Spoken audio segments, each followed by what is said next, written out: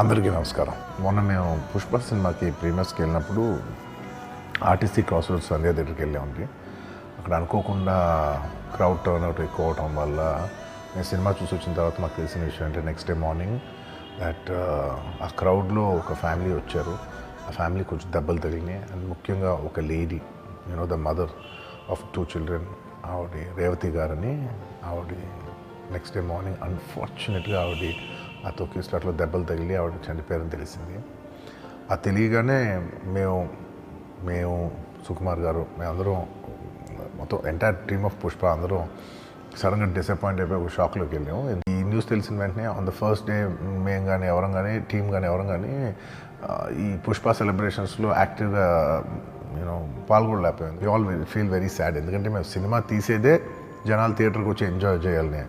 అలాంటి థియేటర్లో ఇలా ఒక ఇన్సిడెంట్ అయ్యేసరికి